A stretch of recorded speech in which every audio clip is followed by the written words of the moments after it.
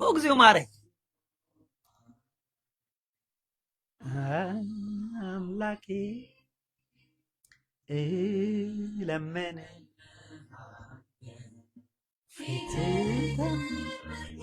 ለምናለሁ ፊት ተንበርክኬ ይቅርታ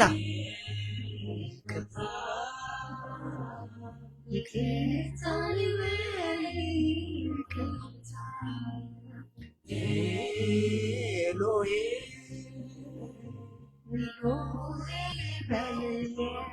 ጌታ እስካሁን ፍቅር ዝምታ እስካሁን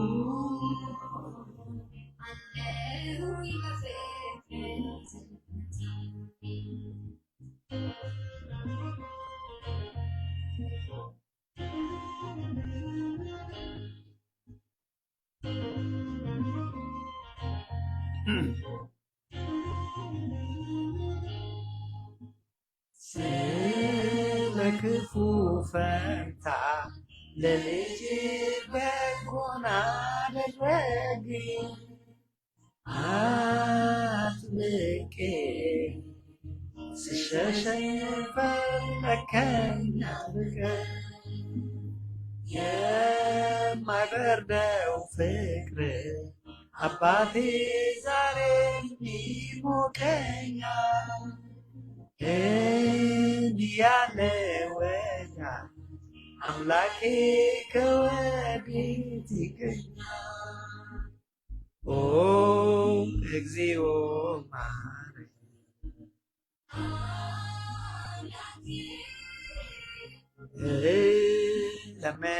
እለምንሃለሁ ፊትህ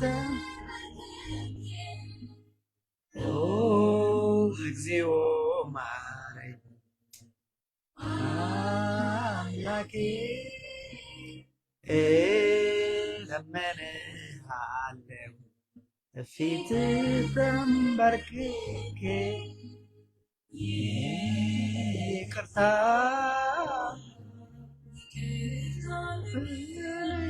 ይቅርታ ኤሎሄ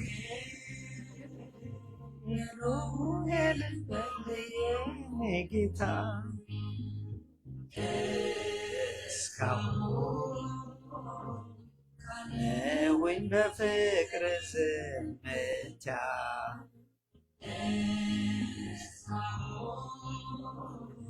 ካለሁኝ በፍቅር ዝምታ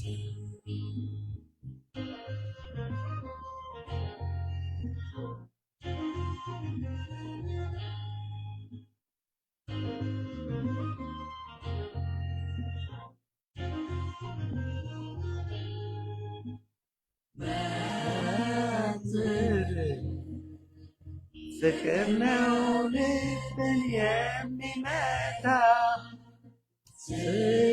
ስበድል ለኖርኩ ቁጣህን ዝምታ አሁን ተቀበል በፍቅር ማገኛለና አባቴ ልበልህ ፍቀድልኝና ኦ እግዚኦ አምላኬ እለምንሃለሁ ፊትህ ተንበርክኬ ኦ እግዚኦ ማረኝ አምላኬ እለምንሃለሁ ፊትህ ተንበርክኬ እግዚኦ ማረኝ አምላኬ እለምንሃለሁ ፊት ተንበርክኬ ኦ እግዚኦ ማረኝ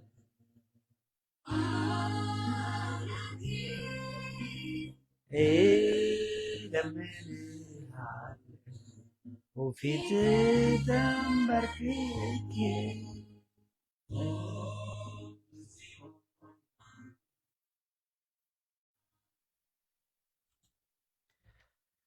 በክርስቶስ ወንድሞቼ እህቶቼ ሆናችሁ እንደምን ከረማችሁ? ስለዚህ ዝማሬ ያገለግሉን ወንድሞቻችንን እግዚአብሔር አምላክ ዝማሬ መላእክት ያሰማልን። እንግዲህ አቤቱ ማረኝ ብላ የዘመረችው የዚህ የመዝሙር ባለቤት ማነች ብለን ብንል በመጽሐፍ ቅዱስ ውስጥ ወገኖች በሰው ዘንድ የተናቀች ሃይማኖት አልባ የተባለች ግን አህዛብ የሆነች በክርስቶስ ፊት ቀርባ አንድ ቀን አቤቱ የዳዊት ልጅ ጌታ ሆይ ማረኝ፣ ደስ ይላል።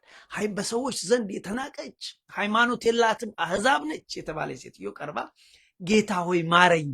ይሄ እሷ ነው። የእሷን ነገር ጥቂት እንማራለን በአጭር ደቂቃ። ትምህርታችን ርዕስ ጌታ ሆይ እርዳኝ። ደስ አይልም ወንድሞች? ጌታ ሆይ እርዳኝ። ጸሎት ሲያቅታችሁ፣ ምንም ነገር መጸለይ ሲያቅታችሁ፣ አጭር ነገር መጸለይ ከፈለጋችሁ ዶንት ሴይ ኤኒቲንግ። በቃ ጌታ ሆይ እርዳኝ፣ አለቀ። ትልቅ ጸሎት፣ የመጨረሻ ጸሎት። ጌታ ሆይ እርዳኝ የመጨረሻ ጸሎት ነው። እና የሚገርማችሁ በዚህ ትምህርት ውስጥ መሰረታዊ ሀሳቡ ምንድን ነው ብላችሁ ብትሉ መድኃኔዓለምን ስለመነዘነዝ ነው። እሱን ስለመወትወት ነው። እቺ ሴት መከራ ነበረባት፣ ጭንቀት ነበረባት። ቀረበችና ሌላ ነገር በቃ ረጅም ጸሎት ምናምን አላረገችም። በቃ ያረገችው ምንድን ነው? ጌታ ሆይ ማረኝ፣ የዳዊት ልጅ ሆይ ማረኝ አለችው። ለምን? መከራ ነበረባት። ልጇ ባጋንንት ተይዛ ነበር። ስለዚህ በዚህ ውስጥ እኛም የምንማረው አብዝቶ ጌታን ስለመነዝነዝ ነው። ረጅም ጸሎት አይደለም። ከቻላችሁ ጸልዩ፣ ረጅም መልካም እኮ ነው። እንደ መላእክቱ ለቤት ጸልይ ምን አለ። ግን ፖይንቴ ከደከማችሁ ጀሰይ ጌታ ሆይ ማረኝ፣ እግዚአብሔር ሆይ እፈልግሃለሁ፣ አንተ በቤቴ አንተ በህይወቴ ግባ፣ አለቀ። ይቺ ሴትዮ እንደዛ ነው ያደረገችው። ይቺ ማረኝ ያለችዋ ሴትዮ እና ትምህርቱም አብዝቶ እግዚአብሔርን ስለመነዝነዝ እግዚአብሔርን ስለመፈለግ ነው። በዚህ ውስጥ ይቺ ሴት የሚያስደንቃችሁ ነገር የተገኘባት አንድ መሰረታዊ ነገር ምንድን ነው ብለን ብንል ታላቅ እምነት፣ በጣም ታላቅ እምነት ተገኘባት ወንድሞቼ። እንግዳውስ በሰው ዘንድ ከነአናዊት ነች፣ ሃይማኖት ቢስ ነች፣ ሃይማኖት የላትም። ግን እቺ ሃይማኖት የሌላት ሴትዮ ወደ ጌታ ጋር መጣ። ጌታ ሆይ የዳዊት ልጅ ሆይ ማረኝ አለችው። የሚደንቃችሁ ነው፣ ወደ ታሪኩ በኋላ ስንሄድ ጌታ መልስ አልሰጣትም፣ ዝም ነው ያላት። እሷ ግን አላቆመችም። ጌታ ሆይ የዳዊት ልጅ ሆይ ማረኝ። የመጨረሻውን ጸሎት ነው የጸለየችው። እኛም በህይወታችሁ ወንድሞቼ አንዳንዴ ነገሮች ሲከብዱን ጸሎት መጸለይ ሲያቅተን ካቃታችሁ ተደፍታችሁ ጌታ ሆይ ማረኝ። ዛትሴት የሚደክም ጊዜ አለ፣ መጸለይ የሚያስቸግርበት ጊዜ አለ። በዛን ጊዜ ፎርሙላ አትፈልጉ። ከቻላችሁ እኮ ጥሩ ነው፣ የማይቻልበት ጊዜ አለ። ስለዚህ በዛን ጊዜ ማድረግ ያለባቸው ክርስቲያኖች ዝብንዝብ ማብዛት አይደለም፣ ቀመር መጠበቅ አይደለም። ዝም ብሎ በዛን ሰዓት እኛ ማለት ያለብን እህቴ ሰላም እግዚአብሔር ይብዛልሽ ማዝ እና ጌታ ሆይ ማረኝ፣ የዳዊት ልጅ ሆይ ማረኝ፣ አለቀ። ይሄ መጨረሻ ጸሎት ነው። ስለዚህ እቺ ሴት መከራ ነበረባት፣ ጭንቅ ነበረባት። አያችሁ፣ እምነት ከጭንቅ ውስጥ ይወጣል አንዳንዴ። ለዚህ ነው እና እቺ እናት ወደዚህ መጣች፣ ወደ ጌታ መጣችና ታሪኩ ላይ እመጣበታለሁ። ጌታ ሆይ ማረኝ፣ የዳዊት ልጅ ሆይ ማረኝ፣ ጌታ ሆይ ማረኝ አለችው። እኛም መከራ ሲመጣብን በተለይ መጸለይ ሲያቅተን ምንም ወንድሞች ተደፉና ጌታ ሆይ ማረኝ፣ ጌታ ሆይ ማረኝ። አያችሁ፣ እንደዛ ነው ማለት ያለበት። ስለዚህ በዚህ ትምህርት ውስጥ ጠቅለል ባለመልኩ ምንድን ነው የምንማረው ብትሉ አጥብቀን እግዚአብሔርን መነዝነዝ፣ እግዚአብሔርን በቃ መነዝነዝ። ካልኩሌሽን አትፈልጉ ስትጸልዩ። ከቻላችሁ አድርጉት። መዝሙረ ዳዊቱንም ሌሎቹም በቃ ጸሎቶቹ ሁሉንም የምትችሉትን አድርጉ። ከቻላችሁ። ካልቻላችሁ ግን ፎርሙላ አያስፈልገውም። ይች ሴትዮ መከራ አለባት፣ ፎርሙላ አልፈለገችም። ክርስቶስ ጋር ስትሄድ ዘ ኦንሊ ቲንግ ሺ ሰይድ ኢዝ ጌታ ሆይ ማረኝ፣ አለቀ። ጌታ ሆይ እርዳኝ። እንዴት ደስ ይላል! በቃ እርዳኝ። ምክንያቱም የታመመች ሕፃን ልጅ አለቻት። በአጋንንት የምትሰቃይ ሕፃን ልጅ አለ። ኪኒኒ የማያድነው የልጅን መከራ የሚያውቅ በወላጅ ነው። አያችሁ፣ ሰው ሊያድነው አይችልም የአጋንንትን በሽታ። ስለዚህ እሱን የሚያድን መንፈስ ቅዱስ ብቻ ስለሆነ ወደ ክርስቶስ መጣችና ጌታ ሆይ እርዳኝ። በቃ ሌላ ነገር ይዛችሁ ባትሄዱ በዚህ ትምህርት ውስጥ ዛሬ ፈተና ሲመጣባችሁ፣ መከራ ሲመጣባችሁ፣ መጸለይ ሲያቅታችሁ ጎንበስ ብላችሁ ተደፍታችሁ በእግሩ ስር ጌታ ሆይ እርዳኝ። እቺ ሴትዮ ያደረገችው ይሄንን መጣችና እንደውም እሱ ዝም አላት። እርዳኝ፣ የዳዊት ልጅ እርዳኝ፣ የዳዊት ልጅ እርዳኝ አለችው። ዝም ጌታ እግዚአብሔር እና ጸጥ የሚልበት ሰዓት አለ። በዚህ ሰዓት ወንድሞቼ ሐዋርያት ተነሱና ጩኸቷ ስላስቸገራቸው፣ አንድም ጩኸቷ ስላስቸገረ፣ ሁለትም ደግሞ የሐዋርያት የቅዱሳን ስራ ማማለድ ነው። ሐዋርያት እዚህ ጋር አማለዱ። የቅዱሳን አማላጅነት የሚባለው ይሄንን። አንድም እውነቱን ለመናገር ባዘርድ አድርጋቸዋለች እነሱ። ስለዚህ ሐዋርያት ምን አሉ? ጌታ ሆይ እየጮች አስቸገረች፣ እባክህ አንድ ነገር አድርግላት ብለው ለመኑ። ይሄ እኮ ነው ምልጃ። ለመኑ። ቅድም እንዳልኳችሁ እሷ ጌታ ሆይ እርዳኝ ስትል ጌታ ዝም ነው ያለው። ዝም ምንም አልተናገረ። እሺም እምቢም አላለ። በዚህ ጊዜ ሐዋርያት መጡና እየጮኸች አስቸገረች፣ እባክህ አንድ ነገር አድርግላት ብለው ለመኑት። ምልጃ ማለት ይሄ ነው። ማዚ ምልጃ ማለት ይሄ ነው ቤተክርስቲያን የምታስተምረው። ከዛ በኋላ የሆነ ነገር ተፈጠረ። በሚለምኑበት ሰዓት ለእሱ አልመለሰም ጌታ። አይ እኔ የመጣሁት ለእስራኤል ነው፣ እኔ የመጣሁት ለእስራኤል ነው፣ ለአሕዛብ አይደለም አላቸው። ስለዚህ እነሱ ዝም አሉ። ደረጃቸውን አውቀው ዝም ሲሉ መለሰና ጌታ የልጆችን ምግብ ለውሾች ለቡችሎች መጣል አይገባም አለ። እኔ የመጣሁት ለልጆች ነው። እስራኤል ልጆች የተባሉ እስራኤል ናቸው። ውሾች የተባሉ አሕዛብ ናቸው፣ ከነዓን በዛ ዙሪያ። ስለዚህ የልጆችን ምግብ ወስዶ ለውሾች መጣል አይገባም ሲል ይቺ ሴትዮ በዚህ ሰዓት ዘላ ገባች በክርክር ውስጥ። እሱ ያወራው ለእሷ እኮ አልመለሰላትም። ጌታ እኮ አልመለሰም ለእሷ፣ ዝም ነው ያላት። የልጆች ምግብ መስጠት አያስፈልግማል። በዚህ ሰዓት ዘላ ገባችና እግሩ ላይ ወደቀች። ወንድሞች እግሩ ላይ ወደቀች፣ ሰገደችና ይላል ጌታ ሆይ እርዳኝ። አቤት ደስ ሲል ጸሎት። በቃ አሁን ቅድም ማረኝ ትል ነበረ። ጌታ ሆይ ማረኝ፣ የዳዊት ልጅ ማረኝ እያለች ነበር ቅድም የጮኸችው። አሁን ግን ወደቀችና ሚስጥሩን ነግራቸዋለሁ። ወደቀችና የዳዊት ልጅ ማለቱን ትታ አሁን ጌታ ሆይ አምላክ ሆይ እርዳኝ አለች። ወደቀች፣ ሰገደች፣ ተነሳች፣ ቀና አለችና ወገቧን አጥብቃ በዚህ ሰዓት የልጆችን ምግብ ለውሾች መጣል አይገባም ሲላት አዎ ነው ያለችው። አዎ አለች። አዎ የውሾች ምግብ አይገባም። ልክ ነው። እኔ ውሻ ነኝ፣ እኛ ውሾች ነኝ። ግን ውሾቹም ፈጣሪ አላቸው፣ ውሾቹም ጌታ አላቸው። ስለዚህ የውሻነት መብትን ግን አይከልከለኝ አለች። አትደንቅም? አዎ አለች። እኛ ብንሆን ውሻ ብሎ ሰደበኝ ብለን አደል ጥለን የምንሄደው? ሰው ሲሆን እንዴት ውሻ ይለኛል? ይቺ ሴት በጣም የምትደንቅ ሴት ነች። አዎ ነው ያለችው። ቃሉን አነብላችኋል። አዎ ግን እኮ ውሾችም ከጌታቸው ፍርፋሪ ይበላሉ።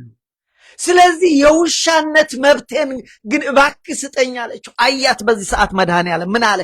አንቺ ሴት እምነትሽ ታላቅ እምነት አለሽ፣ ይደረግልሽ። ግራንትድ። ልጇ በዛን ሰኮንድ ዳነች። ስለዚህ ልብ አድርጉ። እዚህ ይሄ ትምህርት የሚያስተምረን አንደኛ ይች ሴትዮ ወዲያው ተስፋ አልቆረጠችም፣ አብዝታ እግዚአብሔርን ነዘነዘችው። ወንድሞቼ ፈተና አለባችሁ፣ መከራ አለባችሁ፣ ችግር አለባችሁ፣ አብዝታችሁ ነዝንዙ። ብዙ ካልኩሌሽን አያስፈልገው። ጌታ ሆይ እርዳኝ፣ የዳዊት ልጅ ሆይ እርዳኝ፣ መድኃኔዓለም ሆይ እርዳኝ እኔ እላለሁ። አንዳንዴ ሲደክመኝ ብዙ በቃ ራስ የሚያሳምም ተስፋ የሚያሳጣ ሲል ጌታ ሆይ ታያለህ፣ እባክህ እርዳኝ። ሲታገለኝ ታያለህ። that's my prayer, simple prayer። እቺ ሴትዮ በጸሎቷ ካልኩሌሽን አላበዛችም። ሁለት ነገር ነው። መጀመሪያ ከኋላ ስትከተል የዳዊት ልጅ ሆይ ማረኝ፣ ልጄን ማርልኝ ነው ያው ራሴ ማረኝ አለችው። ምክንያቱም መከራው እሷ ነው። አያችሁ፣ በኋላ ቀጥላ አላቆመች። ማረኝ ጌታ ሆይ ማረኝ፣ ጌታ ሆይ ማረኝ አለች። በእግሩ ጋር ወደቀች ጊዜ ግን ጌታ ሆይ እርዳኝ። ጸሎታችን እንደዚህ ነው መሆን ያለበት። ስለዚህ አብዝቶ እግዚአብሔርን በምንነዘንዝበት ጊዜ ጸሎታችን ምላሽ ያገኛል። ችግር አለባችሁ፣ ነዝንዙት፣ አታቁሙ። እኔ ችግር አለብኝ። ችግሬን ግን ሁሌ ሌላው ያቀተኝ በጽሁፍ አስቀምጠዋለሁ። እንደ ሕዝቅያስ ንጉሥ ሕዝቅያስ እንደዚህ አይደል ያደረገው? ጻፈና በመቅደሱ ሄዶ ቁጭ ያደረገው። ወንድሞቼ መከራ ፈተና ሲኖርባችሁ ነዝንዙት። አጀንዳችሁን ፊት ለፊቱ አስቀምጡ። ጉዳይን ታያለህ፣ እግዚአብሔር እጠብቅሃለሁ፣ በቤት እጠብቅሃለሁ፣ በማማየውኝ እጠብቅሃለሁ። የእናንተ ጸሎት አላቅም። እኔ ነው የምጸልየው። እግዚአብሔር ሆይ ዛሬም እጠብቅሃለሁ። ይመጣል መድኃኔዓለም በሰዓቱ። ይቺ ሴት ነዘነዘችው። በዚህን ሰዓት ምንድን ያለው? እምነትሽ ታላቅ ነው፣ ተሰጥቶሻል። በዛ ቅጽበት ልጇ ዳነች። እዚህ ጋር አንድ ነገር ተማሩ። አንዳንድ ጊዜ መቼም አንዳንድ የተቸገረን የለ እንጂ እግዚአብሔር ከሃይማኖት በላይ ይሰራል። ይህን መኑ። እግዚአብሔር ከሃይማኖት በላይ ይሰራል። ሃይማኖት መጥፎ ነው ማለት አይደለም። ሃይማኖት ያስፈልገናል። ሃይማኖት ወደ እግዚአብሔር የሚወስደን መንገድ ነው፣ የሚወስደን ነገር ነው። ገብቷችኋል? ነገር ግን እግዚአብሔር ከሃይማኖት በላይ ይሰራል። ምን ማለት መሰላችሁ? ይቺ ሴት እኮ እስራኤላዊ አይደለችም። እኔ እኮ የመጣሁት ለእስራኤል ነው ብሏታል። ይቺ እኮ ጣዖት አምላኪ ነች። ይቺ እኮ የአብርሃም እምነት እውነተኛው እምነት እኮ አልነበራት። እግዚአብሔር ግን ወንድሞቼ ከሃይማኖት በላይ ነው። አቤት እግዚአብሔር እንደኛ እኮ አይደለም። አሁን እኛ ምንድነው እኛ ምንሆነው እኛ? ይሄ የሰው አስተሳሰብ። እግዚአብሔር ግን ከሃይማኖት በላይ ይሰራል። ስለዚህ ከነአናዊት ብትሆንም ጸሎቷን ተቀበላት። እሷ ብቻ እኮ አይደለችም። ታስታውሳላችሁ? ቆርኔሌዎስ ወንድሞቼ፣ ቆርኔሌዎስ አሕዛባዊ እኮ ነው፣ ግን እግዚአብሔርን የሚፈራ ሰው ነበረ። ሃይማኖቱ እኮ የአብርሃም እምነት አልነበረም። ቆርኔሌዎስ የሐዋርያት ሥራ ምዕራፍ 10 ከቁጥር 1 ጀምራችሁ አንብቡት። ግን እግዚአብሔርን የሚፈራ ምጽዋት የሚያደርግ ነበረ። እግዚአብሔር ልክ ሐዋርያትን መንፈስ ቅዱስ እንደሞላው እሱና ዘመዶቹ ቤት መንፈስ ቅዱስ ሞላቸው ይላል። የሐዋርያት ሥራ ምዕራፍ 10 ላይ ሄዳችሁ አንብቡ። ይህ ብቻ አይደለም ወንድሞቼ፣ ይህን ማመጣላችሁ እግዚአብሔር ከሃይማኖት በላይ ይሰራል። ሰው ነው ትንሽ፣ እግዚአብሔር እኮ ትልቅ ነው። የአባታችን እግዚአብሔር ታስታውሱና ደግሞ ማቴዎስ ምዕራፍ 8 ላይ አንድ የኢጣሊቄ 100 አለቃ የሆነ ባሪያው የታመመበት ጣሊያናዊ ነው። ይሄም አሕዛብ ነው። ይሄ ሰውዬ ወደ ጌታ መጣና ጌታ ሆይ አገልጋዬ ታሞብኛል በንዳድ እባክህ ማረው አለ። ጌታ ልምጣ አለው። አይ ጌታ ይችን ሴትዮ እኮ ዝም ነው ያላት። አሁን ከዚህ የምትረዱት ነገር አላችሁ? አይ እሱ የመጣው ለእስራኤል ነው ብላችሁ ይዛችሁ እንዳትሄዱ። ለሁሉም ነው እሱ የመጣው፣ ግን ሚስጥር ሊያስተምር ፈልጎ ነው። ሊገልጥ የፈለገው ነገር አለ እዚህ ጋር። ይሄኛውም እንግዳውስ አሕዛብ ነው። ይሄ 100 አለቃ ጌታ ሆይ አለው፣ እባክህ አገልጋይ ታሟል ሲለው ጊዜ ልምጣ ቤትህ ሲለው፣ ውይ ቤቴ ከጣራይ ልትገባ አይገባህም፣ እኔ ራሴ ባለስልጣን ነኝ። ከኔ ባለስልጣኖች አሉ፣ ሲያይዙኝ እታዘዛለሁ። ከኔ በታች ወታደሮች አሉ፣ አንዱና ስለው ይመጣል፣ ሂድ ስለው ይሄዳል። ስለዚህ አንተ እኔ ቤት መግባት አይገባህም፣ ከዚሁኑ ተናገር፣ ልጅ አገልጋይ ይድናል። ኢሚዲየትሊ አገልጋይ ዳነ ይላል ጌታ። እሱ ምን አለው? ይሄ ሰው ታላቅ እምነት አለው። አያችሁ፣ እግዚአብሔር ከሃይማኖት በላይ ይሰራል። ያን 3 ምሳሌ ሰጥቷችሁ ከነዓናዊቷ መቶ አለቃው እና ቆርኔሌዎስ። እነዚህ ሰዎች እስራኤላዊ አይደሉም። እነዚህ ሰዎች ፔጋኖች ናቸው። እነዚህ ሰዎች ጣዖት አምላኪዎች ናቸው። ግን እግዚአብሔር እንደ ሰው አይደለም ወንድሞች። ዛሬም እግዚአብሔር ከኛ እምነት ውጭ የሆኑ የሚሰራላቸው ሰዎች አሉ። ሞኝ አትሆኑ። እግዚአብሔር እንደ ሰው አይደለም። ይሄ ሲባል ሃይማኖት አያስፈልግም አላልኩ። መቼም ትውልዱ እንትን ለማጣመም የቸኮለ አይደለም። ስለዚህ እግዚአብሔር ከሃይማኖት በላይ ነው። አያችሁ። እና የሐዋርያት ሥራ ስለ ቆርኔሌዎስ አንብቡ። ማቴዎስ ወንጌል ደግሞ ምዕራፍ 8 ከቁጥር 5 ጀምሮ አንብቡ። እንደገና የዚች ሴትዮ ደግሞ አሁን የምናነበው ክፍል አለ። በነገራችን ላይ ሃይማኖት እንግዲህ እንዳልኳቸው ወደ እግዚአብሔር የሚወስደን ነው። ሃይማኖት ስንል መጠንቀቅ አለብን። ሁለት አይነት እውነተኛ ሃይማኖት አለ ማለት የአብርሃም የይስሐቅ ያዕቆብን አምላክ የሚያመልክ አብ ወልድ መንፈስ ቅዱስ አሐዱ አምላክ ብሎ የሚያመልክ መጽሐፍ ቅዱስን ይዞ የሚያመልክ አለ። የውሸት አለ፣ ጣዖትን ሃይማኖት ነው እሱ ለነሱ ገብቷቸው። ለእስልምናም ሃይማኖት ነው፣ በአሁላም ሃይማኖት። ኦኬ። ዞሮ ዞሮ እግዚአብሔር ግን ከሃይማኖት በላይ ይሰራል ነው ከገባችሁ። እና እቺ ሴትዮ ጌታ ሆይ እርዳኝ ብላ የለመነችው ከነዓናዊት ነች። እንግዲህ የምትኖረው በከነዓን ነው። በጤሮስና ሲዶና የሚባሉ ከተሞች ነበሩ። በዛን ጊዜ ጌታ ኢየሩሳሌም ነበር የሚያገለግለው። ከፈሪስ ጠዋት ላይ ስለ እጅ ሳይታጠቡ ስለ መብላት ጉዳይ የሐዋርያት ማነው የማቴዎስ ወንጌል ምዕራፍ 15 ነው አስተምሮ ነበረ። መጡና እነዚህ ፈሪሳውያን እንዴት እጃቸው የአባቶችን ወግ ይተላለፋሉ? ያንተ ደቀ መዛሙርት እንዴት የአባቶችን ወግ ይተላለፋሉ አሉት። እጃቸውን ሳይታጠቡ ይበላሉ አለ። መብላት ምን ችግር አለው? ምግብ እኮ ሰውን አያረክስም።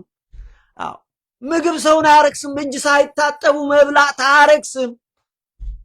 የሚያረክሰው ወደ ውስጥ የሚገባው ሳይሆን ከውስጥ የሚወጣው ነው። ምንዝርነት፣ ክፋት፣ መሳደብ፣ ማማት ብሎ አላቸው። ይህም ባለ ጊዜ ፈሪሳውያን ኦፈንድዶን ተበሳጩ። በዚህ ጊዜ ኢየሩሳሌምን ገሊላ ለቆ ወደዚህ ወደ አሕዛብ ከተማ ሄደ ነው የሚለው። ሂዱና አንብቡ። እኔ ነግሬያችኋለሁ፣ እናንተም አረጋግጡ ሄዳችሁ። ምዕራፍ 15 ላይ ከቁጥር 1 ጀምሮ ታሪኩን አንብቡ። ከዚህ በኋላ ወደ ጢሮስና ሲዶና ወደሚባሉ ሁለት ከተሞች አጠገብ ወዳለች መንደር ሄደ። ይቺ ከነዓናዊት እዛ የምትኖር አሕዛብ ነች፣ ጣዖት አምላኪ ነች። በዚህ ጊዜ መጣችና ወደ እሱ መታ ወንድሞቼ ያደረገችው ምንድን ነው? መከራዋን አምጥታ በእግሩ ስር አደረገች። መከራዋን አምጥታ ፈተናዋን፣ ችግሯን አምጥታ በጌታ እግር ስር አስቀመጠች። ከዚህ የምንማረው ፈተና ሲኖርብን፣ መከራ ሲኖርብን በጌታ ስር ማስቀመጥ ነው። ገብታችኋል? አትደንቅም? በጣም የምትደንቅ ሴት ነች እና መከራዋን አምጥታ በጌታ ስር አስቀመጠችው። ደግሞም ተሳካላት። አያችሁ። እና እቺ ሴት ማነች ብለን ብንል ሃይማኖት አልባ ነበረች፣ ጣዖት አምላኪ ነበረች። ግን መጨረሻ ላይ ምን ተባለች? አንቺ ሴት በእስራኤል እንዲህ አይነት እምነት አላገኘውም፣ እምነትሽ ታላቅ ነው ነው የተባለችው። አያችሁ፣ እምነትና ሃይማኖት ይለያያል። አንዳንዴ ኦቨርላፕ የሚያደርግበት ጊዜ አለ፣ የሚመሳሰልበት አለ እምነትና ሃይማኖት። አንቺ ሴት እምነትሽ፣ በእኔ ላይ ያለሽ እምነት ታላቅ ነው፣ ስለዚህ ልጅሽ የጠየቅሽው ጸሎትሽ ይመለሳል አለ። ተመለሰላት። ስለዚህች ማነች ብለን ብንል ሃይማኖት አልባ የሆነች ጣዖት አምላክ የሆነች ነገር ግን ጌታ ስለሷ ታላቅ እምነት የተገኘባት ከነዓናዊ ተብላ የተነገረላት ሴት ነች። ለዚህ ነው እሷ መጣ ወደ ጌታ ሆይ እርዳኛለች። እዚህ ጋር የሚገባችሁ ነገር አለ አባብሏል። ይውላችሁ፣ አንደኛ እሷ እኮ አሕዛብ ነች። በዳዊት አታምንም፣ በጌታ አታምንም። ልብ አድርጉ። ግን መጣችና ስትመጣ አስቀድማ የዳዊት ልጅ ማረኝ። ምን ማለት ነው? የዳዊት ልጅ መሲሁ ማረኝ። ማን አስተማራት? እግዚአብሔር ረዳ፣ ልቧን ከፈተ። መሲሁ የዳዊት ልጅ ነው ያለችው። መሲሁ ማለት ነው የምትመጣው መሲህ መታሃልና ማረኝ። እሱ ብቻ አላቆመችም። እግሩ ላይ ስትደፋ ደግሞ ጌታ ሆይ እርዳኝ፣ አምላክ ነህ፣ ጌታ ነህ፣ ገዢ ነህ፣ ፈጣሪ ነህ አለችው። እምነትሽ ታላቅ ነው አላት። ተደረገላት። ጌታ አልመልሳትም። አንቺ አሕዛብ ስለሆንሽ አንቺ ጣዖት አምላኪ ስትመል ፍጥረቱ ውሾችም ብንሆን አለች። እቺ እኮ የምትደንቅ ሴትዮ ነች። ውሾችም ብንሆን የውሻነት መብታችን ይሰጠናለች። ታሪኩን ላንብብላችሁ እና ጌታ ግን ዞሮ ዞሮ እቺ ምላሿ የጠየቀችው የተመለሰላት እምነቷ ታላቅ ሆኖ የተገኘች እህት ነች። ታሪኩ የሚገኘው በማቴዎስ ወንጌል ምዕራፍ 15 ከ21 ጀምሮ እናንብበው እስቲ እና አስረዋለሁ። እንደዚህ ይላል። በጣም ደስ የሚል ታሪክ ነው። ኢየሱስ ከዚያ ወጥቶ ከየት ወጥቶ? ቅድም እንዳልኳችሁ ከየት ወጥቶ? ቅድም ከገሊላ ነበረ። በዛ በአባቶችን ወግ ይተላለፋሉ፣ እጃቸውን ሳይታጠቡ ይበላሉ ብለው ክስ ስላቀረቡ ኦፈንድድ አደረካቸው ሲሉት ከዛ ለቆ ሄደ። ወደዚህ ከተማ ወደ እነዚህ ወደ ጢሮሳ ወደ ሲዶር አገር ሄደ ማለት ነው። ኢየሱስም ከዚያ ወጥቶ ወደ ጢሮስና ወደ ሲዶና ሀገር ሄደ። ይህ እንግዲህ የአሕዛብ ሀገር ነው። እነሆም ከነዓናዊት ሴት ከዚያ ሀገር መታ ጌታ ሆይ፣ አያችሁ፣ ጌታ ሆይ አይደንቃችሁ? ጌትነቱን ማምናለች። ጌታ ሆይ ቀጠለች፣ የዳዊት ልጅ ሆይ ማረኝ። ልጄን ማረኝ አይደለም ያለች፣ ማረኝ። ምክንያቱም የእሷ መከራ ነው። በቃ ማረኝ፣ የተጫነኝ ነገር አለ፣ አበሳ አለብኝ፣ ፈተና አለብኝ። ጌታ ሆይ የዳዊት ልጅ ሆይ ማረኝ፣ ልጄን ጋኔን ክፉኛ ይዟታል ብላ ጮኸች። ምንድን ነው የሚለው? ጌታ በዚህ ሰዓት ዝም ምን ያላል? እርሱ ግን አንዳች አልመለሰላትም፣ ዝም አላት። አንዳንድ ጊዜ እኛ ያለቀስን፣ አንዳንድ እየጸለይን መልስ የማይመጣበት ጊዜ ያለ ወንድሞች፣ መጸለዩን አናቋርጥ። እግዚአብሔር ዝም የሚልበት ሰዓት አለ። ጸጥ። በዛን ሰዓት ተስፋ ቆርጠናል። እቺ ሴቱ ተስፋ አልቆረጠችም፣ ዝም አላት ይላል እኮ። እርሱ ግን አንዳች አልመለሰላትም። ደቀ መዛሙርቱ ቀርበው፣ ይኸውላችሁ ምልጃ የምንለው ይሄንን፣ ደቀ መዛሙርቱ ቀርበው በኋላችን ትጮሃለችና አሰናብታት እያሉ ለመኑት። ነገሩ የሰለቹም ይመስላል። ደዌይ ዘይ ሰይዲት በቀጥታ መጥተው እባክህ ጌታ ሆይ አድርግላት፣ በቃ ይችል ፈውሳት አይነት አይደለም ጥያቄው። ሌላ ነገር እንኳን በኋላችን ትጮሃለች በቃ ነው ያደረገችን ነው። በኋላችን ትጮሃለችና አሰናብታት እያሉ ቁጣ አልተቆጧትም፣ ለመኑት። ማለዱ የሚባል ይሄ ነው። ቅዱሳን ይማልዳሉ ስትል ቤተ ክርስቲያን ስታስተምር ይሄ ነው። አዎ ቅዱሳን ይማልዳሉ። ደቀ መዛሙርት ቀርበው በኋላችን ትጮሃለችና አሰናብታት ማለት የሆነ ነገር አድርገላትና ሸኛት። በቃ የሆነ ነገር ስጣትና ትሂድ። ልብ አድርጉ። ምክንያቱም አንደኛ አሕዛብ ነች። ለዚህ ነው እነሱም ያልተጨነቁት። አታስታውሱ ይሆናል እነሱንም ሁለት አድርጎ ሲሄድ እኮ ወደ አሕዛብ ጎራ እንዳትሉ፣ ወደ ጠፉት በጎች ወደ እስራኤል ልጆች ሂዱ ነው ያላቸው። ለዚህ ነው እነሱም እኮ በቃ እቺ ትሂድ፣ ለማንኛውም ትንሽ ወርውርላትና ትሂድ አይነት ነገር። ግን ለመኑት። ፕሊዝ ጌታችን አድርግላት። አሁን በዚህ ጊዜ እንደዚህ ይላል እርሱ መልሶ ከእስራኤል ቤት ለጠፉት በጎች በቀር አልተላኩም አለ። ከእስራኤል ቤት ለጠፉት በጎች በቀር አልተላኩም አለ። ይሄ ምን መሰላችሁ? ትንቢት ነበረ። በትንቢት ሕዝቅያስ ምዕራፍ 34 ላይ ከቁጥር 23 ጀምሮ መሲህ ይመጣል፣ የጠፉትን የእስራኤል በጎችን ይሰበስባል የሚል ትንቢት ነበር እና እኔ የመጣሁት ለእስራኤል ያንን ለማመስጠር ነው። ከእስራኤል ቤት ለጠፉት በጎች በቀር አልተላኩም አለ። እርሷ በዚህ ሰዓት ምን አለች? ዘላ ገባችና በኮንቨርሴሽን በሐዋርያትና በክርስቶስ ንግግር እርሷ ግን መታ ጌታ ሆይ ጌታ ሆይ እርዳኝ እያለች ሰገደች። በቃ ሰገደች። እርዳኝ፣ ሄልፕ ሚ ፕሊዝ ሎርድ እርዳኝ። ድንቅ ነች። እርሱ ግን እዚህ ሰዓት አሁንም እሺ አላላት። ጌታ ምንድን ነው ያላት? የልጆችን እንጀራ ይዞ ለቡችሎች መጣል አይገባም አላት። እርሷ ግን መልሳ እንዴት እንደዚህ ትለኛለህ? እንዴት ቡችላ ትለኛለህ? አላለችው። እንዴት ውሻ ትለኛለህ? አላለችው። ምን እንዳለ ታውቃላችሁ? ቁጥር 27 ላይ እርሷም አዎ ውሻ ነኝ አለች። አያችሁ? አዎ ጌታ ሆይ አዎ አለች። አዎ ጌታ ሆይ ቡችሎችም እኮ ከጌቶቻቸው ማዕድ የወደቀውን ፍርፋሪ ይበላሉ አለችው። ስለዚህ የቡችላነት መብቴን ግን እባክህ ስጠኝ። ቡችላም ፈጣሪ አለ፣ ቡችላም ጌታ አለው ባለቤት። ልክ ነህ። ለልጆች ለእስራኤል ፈጣሪ እንደሆንክ ለእኛም እኮ ለውሾቹ ፈጣሪ ነህ። ስለዚህ የውሻነት መብቴን ግን አታሳጣኝ በሚል እሳቤ ለመነችው። በዚያን ጊዜ ኢየሱስ መልሶ አንቺ ሴት፣ አያችሁ ለካ ከሃይማኖት ውጭ ከሆኑ ሰዎች እምነት አለ ይገኛል፣ ታላቅ እምነት ይገኛል። ይሄው ምስክሩ። በዚህን ጊዜ ኢየሱስ መልሶ አንቺ ሴት እምነትሽ ታላቅ ነው፣ እንደወደድሽ ይሁንልሽ አላት። ልጇን በዛች ሰዓት ጀምሮ ዳነች ይላል።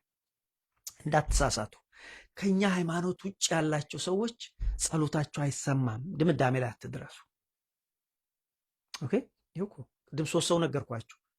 አንደኛ የዚች ከነዓናዊት ሴትዮን ማቴዎስ 15 ላይ ሄዳችሁ አንብቡ። ሁለተኛ የመቶ አለቃውን ማቴዎስ 8 ላይ፣ እሱም የጣሊያናዊ የሮም ገዢዎች አህዛብ የሆነ ሰው ነው። ሶስተኛው ቆርኔሌዎስም አህዛብ ነው። እነዚህ ሁሉ ግን እግዚአብሔር ጸሎታቸውን ተቀበለ። ስለዚህ አንዳንዴ የዋሃን እግዚአብሔር ከሃይማኖት በላይ ነው። እንዲህ ሲባል ሃይማኖት አያስፈልግም አላልኩም። ገብቷችኋል? እግዚአብሔር እንደዚህ፣ ምክንያቱም እነሱም እኮ የሱ ፍጥረቶች ናቸው። በነገራችን ላይ እስራኤል አሁን እነዚህ ያስቸገሩ እስራኤል እንኳን አንድ ቀን እኮ ተመልሶ ይመጣሉ። ልባቸው የደነደነው እኮ አህዛብ በጸጋ ወደ እግዚአብሔር እንዲቀርቡ ነው። ስለዚህ እግዚአብሔር ሐሳብ ዓለሙን ሁሉ በኢየሱስ ክርስቶስ ማዳን ነው። ስለዚህ እኛ ምቀኛ መሆን የለብንም። ስለዚህ በዚህ ታሪክ ውስጥ በጣም የሚደንቅ 4 ነገር አለ። እኔ በጣም ያስደነቀኝ አንደኛው ሴትዮዋ ራሷ ከነዓናዊት ስትሆን አይ እኔ ሃይማኖቴን ጥዬ አልሄድም ብላ አላለች። ሃይማኖቷ አጥር አልሆናትም። ሃይማኖት አጥር አልሆናትም። ዘለለች ሄደችና ከነዓናዊ ስትሆን ወደ ክርስቶስ መምጣቷ በጣም አስደንቆኛል። መከራ ነዋ። ልክ ነው። መከራ ያለበት ሰው ሁሉ ነገር ያደርጋል። ስለዚህ አንድ እሱ በጣም ያስደንቃል። ሁለተኛ ራሱ የመድኃኒታችን ኢየሱስ ክርስቶስ ዝምታ፣ ብትጮ ዝም። አንዳንዴ እንደዚህ ነው በሕይወት ስንኖር ዝም። ይሄ ማለት እግዚአብሔር ረስቶናል ማለት አይደለም። እግዚአብሔር በሰዓቱ ይመጣል። ይሄ እንደሚሆን እኮ ያውቃል መድኃኒዓለም ክርስቶስ። ቅድም እኮ አልኳችሁ ለእሷ ነው እንጂ እኔ እንደዚህ ያላት፣ ለዛኛው ግን እቤት ልምጣ እኮ አለው። ያኛውም አሕዛብ እኮ ነው፣ እቤት ልምጣ አለው። ግን መልእክት የሚያስተላልፈው መልእክት ስለሌለ እዚህ ጋር ደግሞ የሚያስደንቀው ሌላው የደቀ መዛሙርት በአንድ በኩል ትዕግስት ማጣት ታዩባቸዋላችሁ እዚህ ጋር። ሁለተኛ ምልጃቸውን እናያለን። ለመኑ ነው የሚለው። ለመኑ ጌታ ሆይ እባክህ አንድ ነገር አድርግላት። የጮች እያስቸገረችን ነው። አንድ ነገር ለመኑ። ሲለምኑ ያው ሆነ ተሳካ ነገሩ። የሴትዮዋ የእምነት ጽናት። በነገራችን ላይ እምነት ስንል ቅድም እንዳልኳቸው አሁን እኔ እሱ ጉዳይ ስላልሆነ ሃይማኖትና እምነት ምንድን ነው የሚለው ውስጥ አልገባም። አሁን ለምን እሱ አይደለም እንትኑ። ግን ሃይማኖትና እምነት የሚለያዩም አንድ የሚሆኑበትም ነገር አለ። አንዳንዴ ኦቨርላፕ ያደርጋሉ። ኦኬ። እምነት ስንል ግን እምነት ራሱ በሁለት ከፍቱታላችሁ። አንደኛው እምነት ሲባል እግዚአብሔር ፈጣሪ ነው፣ እግዚአብሔር ገዢ ነው፣ እግዚአብሔር አዳኝ ነው፣ ይሄን ምድር ካለመኖር ወደ መኖር ያመጣ አምላክ ነው። ይሄ እምነት ይባላል። ኦኬ። አሁን እኔ ስለ ሃይማኖት ትቼ ወደ እምነቱ ላይ ነው። ኢቭን እምነት በሁለት እንደሚከፈል ነው። ሌላው የዚች ሴትዮ ጋር ስትመልከቱ ደግሞ አሁን እምነትሽ ታላቅ ነው የተባለችው ወደ እሱ ጋር ቢሄድ ያደርግልኛል፣ ይሆንልኛል፣ ያድነኛል። ልክ እንደ 3 ደቂቅ እግዚአብሔር ያድነናል። ባያድነን እንኳን ለአንተ ጣዖት አንሰቅ። ይሄ ደግሞ ይህም እምነት ነው። you have to understand the difference። ገብቷቸዋል? እና ሃይማኖት ስንል ግን ክርስትና ሃይማኖት ነው፣ እስልምና ሃይማኖት፣ ባሃውላ ሃይማኖት ነው፣ ከክርስትናም ኦርቶዶክስ ሃይማኖት ነው፣ ፕሮቴስታንት ሃይማኖት ነው፣ ካቶሊክ ሃይማኖት ነው፣ ወዘተረፈ። ገብቷቸዋል? እምነት ግን ቅድም ነገርኳችሁ። አንደኛ ይህን ምድር የፈጠራለሁ ብሎ እግዚአብሔርን ማመን፣ ሁለተኛ ዛሬ ካለብኝ መከራ መድኃኔዓለም ያድነኛል ብሎ ቁጭ ብሎ መጠበቅ እምነት ነው። መከራ ሲመጣም እምነት ነው። አሁን እነዛ 3 ደቂቅ እነዛ ህፃናት እሳቱ ሲገቡ በእምነት ነው። እና ይሄ ነው። እና ሴትዮዋ ጋር ግን ምን ታያላችሁ? የእምነት ጽናት፣ የእምነት ጽናት። ጌታ ሆይ አለች ነው።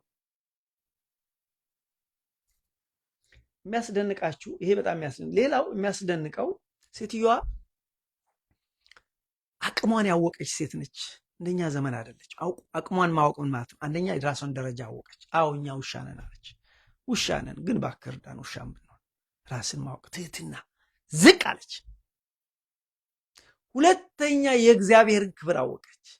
የዳዊት ልጅ ማረኝ፣ መሲሁ ማረኝ። አየህ ክብሩን ስታቅ። እሱ ብቻ አይደለም እኮ በእግሩ ሰገደችለት። አምላክ ነውና ሰገደችና ጌታ ሆይ እርዳኝ፣ ፈጣሪ ሆይ እርዳኝ፣ አምላክ ወልደ አምላክ ኢየሱስ ሆይ እርዳኝ። የእግዚአብሔርንም ክብሩን ተረዳች፣ የራሷንም አቅም አወቀች። ይህ ትልቅ ነገር ነው። ይህም የሚያስደንቅ ነገር ነው። አያችሁ። እና በአጠቃላይ አሁን ጨረስኩ። በዚህ ትምህርት ውስጥ ምንድን ነው ምን እንማራለን? ታላቅ እምነት፣ ሳይታክቱ መወትወት፣ መነዝነዝ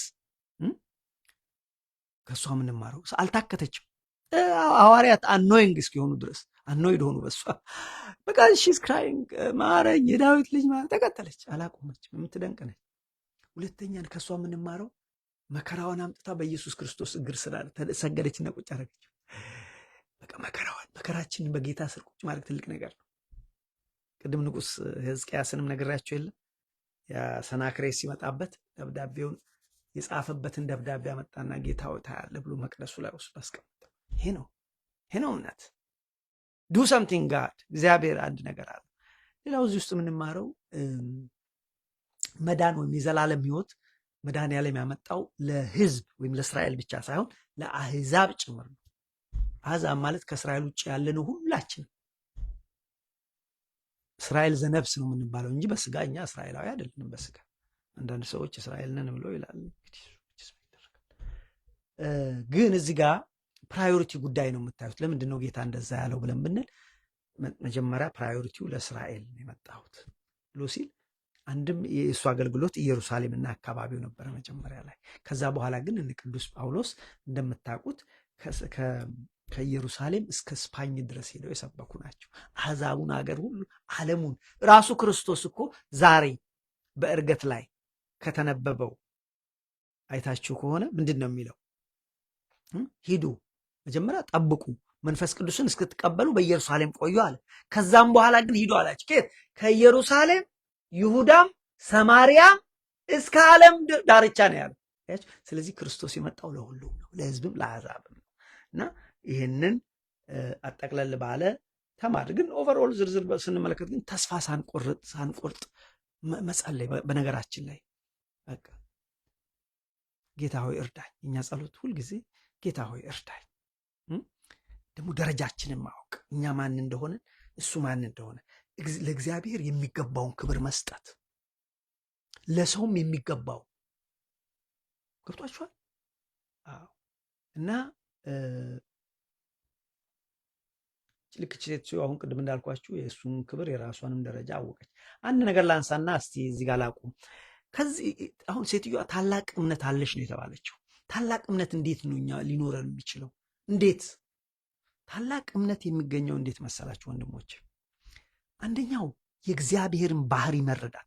የእግዚአብሔርን ባህሪ ሰው ሲረዳ ስለ እግዚአብሔር በደንብ ሲገባው ሲያውቅ ማለት ነው።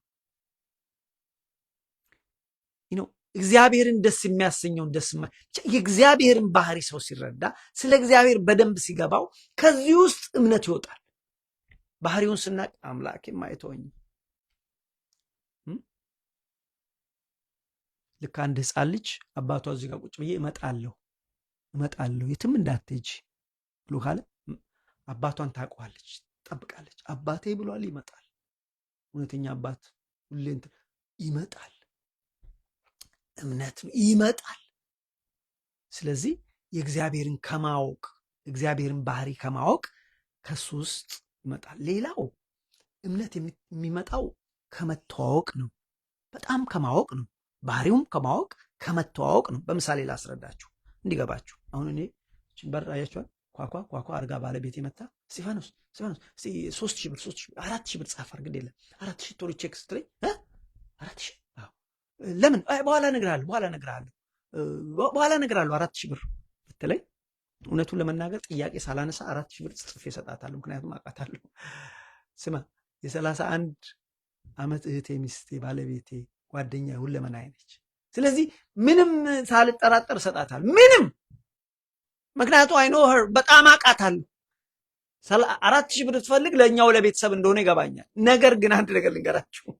አንድ እዚህ ጋር ያለው አንድ ስትሬንጀር ማላቃ ሴትዮ በዚህ ቁራ እንትና አንተ አገልጋይ እስጢፋኖስ አገልጋይ ነህ አይደል? እግዚአብሔር አገልጋይ፣ እስቲ 100 ብር ስጠኝ በኋላ አመጣለሁ ወይም ነገ አመጣለሁ ማላቃ ሴትዮ ብትለኝ ስለማላቃት አልሰጣትም። ስለዚህ ወንድሞቼ እምነት እሷን ያመንኳት ባለቤቱን ስለማቃት ነው። እቺ ሴትዮ ያላመንኳት ስለማላቃት ነው። ትልቅ እምነት ከየት ይመጣል? ከማወቅ ከመተዋወቅ ነው። ከእግዚአብሔር ጋር ካለን መተዋወቅ ነው። ኦኬ፣ ታላቅ እምነት ከዚህ ውስጥ ይመጣል። ሌላው ታላቅ እምነት ከፈተና ውስጥ ይመጣል። በፈተና ከመጨመቅ ወይን እኮ የሚጣፍጥ ሆኖ የሚወጣው ከተጨመቀ በኋላ አይደለም። ዘይትስ አሁን እኮ ይኸው ቤተ መንግስትንና ቤተ ክህነትን ደስ የሚያሰኝ በእግዚአብሔርና በሰው ፊት ደስ የሚያሰኘው ዘይት የሚሆን ዋይን የሚሆን እኮ በጣም ፕሬስ ተደርጎ ተጨንቆ ነው። ወርቅም የሚሆን እኮ ተጨንቆ ነው። ጊዜ የለኝም እንጂ እንቁ የሚሆነው ተጨምቆ ነው። ስለዚህ ከፈተና ውስጥ ነው ታላቅ እምነት የሚወጣው። ተረዳችሁ? አንዳንድ ጊዜ ፈተና ውስጥ ስንወድቅ ፈተናውን በቃ መቀበል ቢከብደንም ከዚህ ውስጥ ግን ታላቅ እምነት ይወጣል። ለዚህ እኮ ነው ኢዮብ ምን አለ? ከፈተናዬ በኋላ 10 ልጆች ካጣ በኋላ በቁስል ከተመታ በኋላ ሚስቱ እንኳን ከጠላችሁና ከተፋችበት በኋላ ምንድን ነው ያለው? ከፈተናዬ በኋላ እንደ ወርቅ ሆኜ እወጣለሁ። አቤት አቤት አቤት! መረዳት ነው እውነቱ። ከፈተናችን በኋላ እንደዛ እንወጣ። ስለዚህ ጠንካራ እምነት እንዴት ይገኛል ብላችሁ ብትሉ ከፈተና ውስጥ ይወጣል። ከጾም ከጸሎት እግዚአብሔርን ከማወቅ ይወጣል። ሌላው ፍሮም ኤ ጉድ ሪሌሽንሽፕ ከእግዚአብሔር ጋር ጥሩ ሪሌሽንሽፕ ሊኖረን ይገባል። እሱ አባታችን ነው፣ እኛ ልጆቹ ነው። በአባትና በልጆች መካከል ያለ ዝምድና ጠንካራ፣